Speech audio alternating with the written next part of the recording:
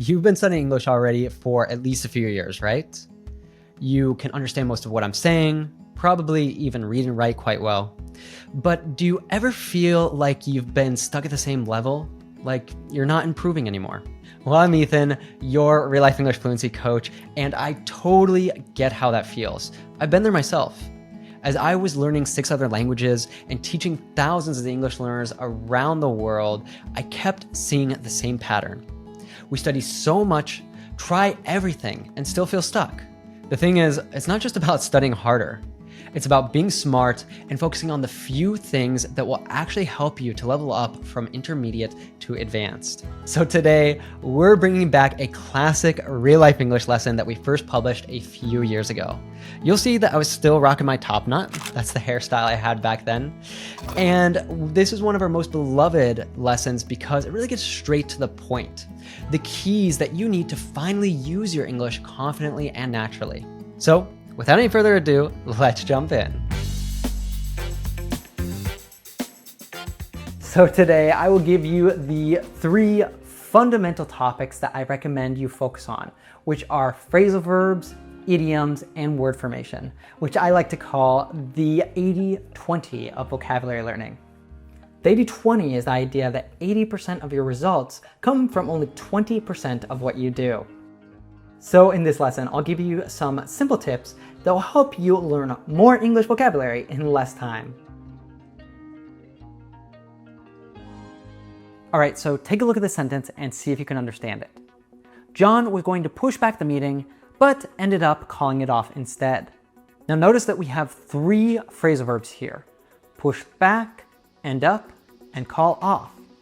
Now, the funny thing is that when we look at the individual words that make up these phrasal verbs, they're pretty easy, aren't they?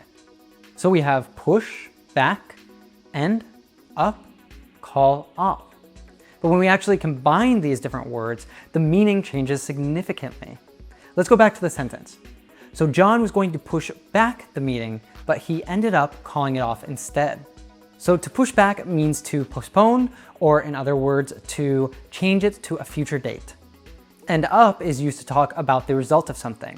Like for example, when you have a plan and you end up changing it to a different plan. So for example, we were going to go to the beach, but ended up going to the movie theater instead. And finally, call off is just another way to say to cancel. So what would this sentence sound like without phrasal verbs? Let's take a look. John was going to postpone the meeting, but in the end canceled it instead. Do you see the difference? In fact, this is how many intermediate and even some advanced learners would say this. And this is exactly why phrasal verbs are so important. If you didn't know these phrasal verbs, it would have been near impossible for you to understand the sentence in the first place. And when you speak, you can get by using the alternatives to these phrasal verbs, but natives hardly ever use them. So if you are using them in your speech, it could make you sound kind of unnatural. So let me give you 4 tips that will help you to learn phrasal verbs a lot faster. Start with the phrasal verbs that are the easiest and the most common. These are phrasal verbs like wake up, sit down, stand up. Categorize the phrasal verbs that you learn by when you need to use them. So you could have a list of phrasal verbs for your daily routine. You could have a list of business or at work phrasal verbs. You could have phrasal verbs that you need at the restaurant, when traveling, etc. Google phrasal verbs that are splittable. So this could be like burn the building down versus burn down the building, or put away your clothes versus put your clothes away. And finally, find one word or short phrase that can describe the phrasal verb that you're learning. So to give you some examples, the really common phrasal verb hang out, which we natives use all the time, could also be translated in a way to spend time with or spend time doing. Or come back could also be said as return. Put up with something could mean to tolerate something. Check out this tip that Thiago, one of our fluency coaches and an amazing English speaker, said on one of our recent podcast episodes. Because, let's say you watch a TV show in English, right? Mm-hmm. For sure, you will see a lot of phrasal verbs being used there. But the point is, you don't have to learn all of those at that time. You can just focus on 1 or 2 that stand out to you, that you like best, and then you focus on those. Yeah, and then if you do that every single day, it stacks up. It adds up, So you don't have to learn a bunch of new phrasal verbs in one sitting. By the way, with so many phrasal verbs in English, it can feel really frustrating trying to remember and use them. If you want to speak naturally, it's not enough just to take note of them. You need to actually practice them until they're automatic. Well, with the hundreds of lessons on our app, you can learn new phrasal verbs and expressions every week and never forget them with our magic flashcards. They use smart technology that brings back words for review right when you're about to forget them. And even if you're busy, you can learn in as little as 10 minutes a day. Super easy. So if you're ready to get unstuck and really impress people with your fluent native-like English, then give the Real Life English app a try. You can get this lesson for free by clicking that link down below. Now I'll share a story with you. You will see 4 idioms highlighted. Try to understand what they mean. So let me tell you a story about a young marketing professional. He was fired from his previous job and had been without work for 6 months. He was down and out. If he didn't get a new position soon, he would have to move back into his parents' house. But then, he was invited to participate in a selection process to work as head of advertising at one of the largest tech companies of the country. The salary would be 10 times higher than what he was earning at his previous job. So he did the interview and everything went well. As the final step of the process, he was asked to give a 10-minute presentation on a topic he knew absolutely nothing about. He only had 30 minutes to prepare. He wiped the sweat off his forehead and decided to bite the bullet. And then after the 30 minutes were up, he got up in front of the hiring executives and started his presentation. In the middle of his talk, he forgot what he was supposed to say next. When he felt like things were starting to get out of hand, he quickly thought of something off the cuff. After he was done, the hiring executives asked him to wait outside while they reviewed his application. The young man left the room and waited at the reception for just about 5 minutes. But those were the longest 5 minutes of his life. Then, one of the hiring executives showed up and asked him to get back in the room. He had gotten the job. So the idioms used in this story were to be down and out, to bite the bullet, to get out of hand, off the cuff. Now, why should you even learn idioms? Because of course, you could always just explain it in a different way rather than using the idiom. But the great thing about idioms is that they really add a life and richness to the things you say. Plus, they're directly related to the culture that they come out of. To give you an example of this, there's the expression that something is not my cup of tea, meaning that something isn't really something that you're used to doing or something that you enjoy. Now, in the States, we don't use this one so much, and this is probably because we don't drink much tea like they do over in the UK. So here are some tips to learn idioms faster. So first, try to learn the literal meaning of the idiom. So you could say if it's raining outside a lot, that it's raining cats and dogs. Now, obviously, if someone says this, you can imagine in your head what that would be like. It might be actually quite a brutal thing to see, but obviously, if they're saying that, it doesn't mean that cats and dogs are actually falling outside. It just means that it is raining a ton. It's raining like crazy. When you think about it literally first like this, you kind of create an image in your head for this idiom so that anytime it's raining outside a ton, which depending where you are, this could be the case, and you're wanting a more creative way to be able to say that, in your head, it'll pop that image of cats and dogs falling outside, and you'll say like, oh man, it's really raining cats and dogs outside, isn't it? And that leads perfectly into tip number 2, which is to remember that idioms are very visual. So if you can visualize, first off, that literal meaning, then try to memorize the figurative meaning of it. This won't always be so easy like with the expression, to rain cats and dogs. Sometimes it could be something that's a little bit more of a stretch. So for example, we had off the cuff before, right? Now a cuff is, I'm not wearing one obviously, but if you're wearing a long shirt, it's the part that closes around your wrist. Now off the cuff basically means that you're pulling something out of nowhere without any preparation. So for me at least, I think that this might be related to something that magicians do, as they're able to make something appear out of nowhere, but they're probably pulling it off the cuff.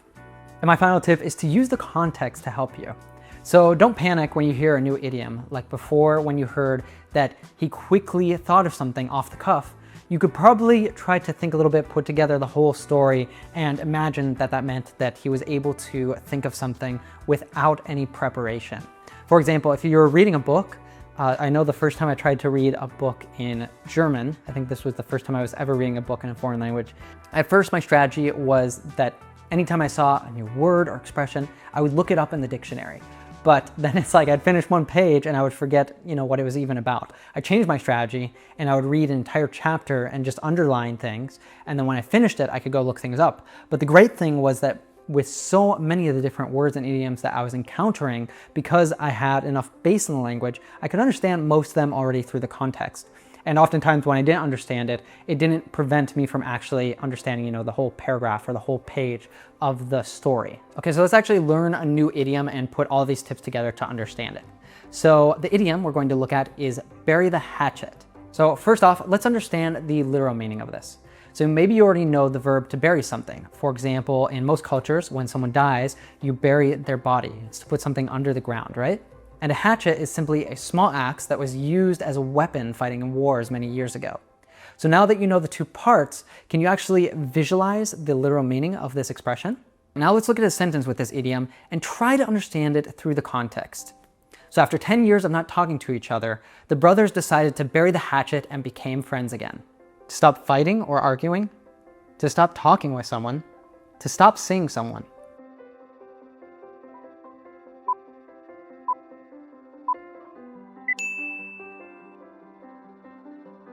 And to add to the explanation, did you know that many idioms have historical backgrounds or backstories?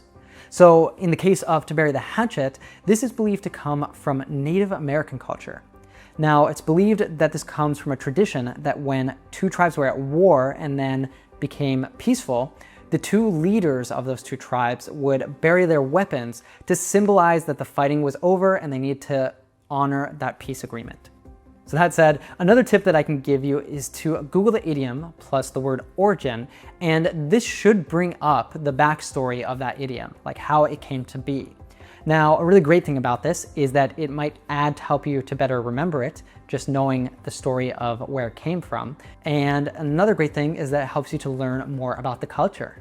So by learning more idioms like the ones that we've seen so far today, you will add more color to your English. Another great bonus is that you'll be able to express your ideas in fewer words, and it's great for your comprehension of media like TV series, movies, or if you're reading the news or a book, because we natives use these idioms all the time. So before we move on to the final piece of learning more vocabulary in less time, I want to let you know that if you are new here, every single week we make lessons like this that help you to go from being a lost and insecure English learner to being a confident and natural English speaker. So if that sounds like what you want for your English, then why don't you join our community of hundreds of thousands of learners who are doing exactly this by hitting that subscribe button and the bell down below. We can't wait to see you commenting on our future lessons. All right, so take a look at these words and see if you can understand them. Now, there might be one or two of these that you don't think that you understand. But did you know that these words are formed from words that you probably already know? First off, shortage is the noun form of short. So when there's a shortage of something, it just means that there's not enough of that thing. So for example, some people believe that there's been a shortage of jobs lately. And then closure is simply the noun form of the verb to close. So it's what we call it when something closes. So for example, the pandemic and the rise of remote work resulted in the closure of many offices. And fatherhood is another noun form of the word father. So it's the state or condition of being a father. So for example, when Mark turned 30, he decided that he was finally ready for fatherhood and decided to start trying having a baby. So as you can see, word formation is a really useful way for you to expand on your vocabulary because it takes the words that you already know and allows you to build upon them to really learn tons and tons of new words. In fact, this could result in you just having thousands more words at your disposal. So if you want to learn more about word formation and how you can put it to use so you can greatly expand on your vocabulary, we've made 2 lessons that people absolutely loved and found super helpful. So why don't you check those out next? We'll be sure to link them down in the description for you to find after you finish this video. And let me give you some tips that will help you to master word formation faster. So word formation is all about adding prefixes and suffixes to words. So prefixes go before the word and suffixes come at the end of the word. So if you can master a handful of these, it will really go a long way in helping you to create new words, even when you don't already know them. Break down the words into the four main categories, which are nouns, verbs, adjectives, and adverbs, of course. And learn the suffixes for each of these word classes, because there are specific suffixes for nouns, for adjectives, etc. Learn the different prefixes and how they change the meaning of the word. So just to give you an example, re means again. So if you say redo, it means to do it again. Over means too much of something. So if you overwork, you've worked so much and maybe you've burnt yourself out. Use a dictionary or Google to find other words with the same ending. So for example, we saw fatherhood earlier, and you could look up the suffix hood, and you have other words like motherhood, childhood, neighborhood, etc. And you can do exactly the same thing with prefixes. So we had overwork, but you can also have overeat, overcook, overreact. All right, so in a nutshell, the three things that you need to focus on if you want to drastically increase your vocabulary are phrasal verbs, idioms, and word formation. Trust me, by focusing just on these, your English has become so much more advanced. And now we want to hear from you. Which of these three topics would you like to learn more about? Leave us a note down in the comments below saying, I want to learn more about, and we might just make a video for you all about that. Hey, thanks so much for watching. And I hope that this classic lesson helped you to realize that the key to getting unstuck and leveling up your English isn't about necessarily studying harder, but focusing on the key aspects of real life English that really matter. And if you want to master the new expressions that you learned today, like to put up with something and off the cuff, then I highly recommend that you practice them with the Real Life English app. It's the best way to expand your vocabulary and become a natural English speaker in just 10 to 15 minutes a day. Until next time, and remember that no matter what divides us, that which unites us is far greater. Aw, yeah. Hey, let me ask you something.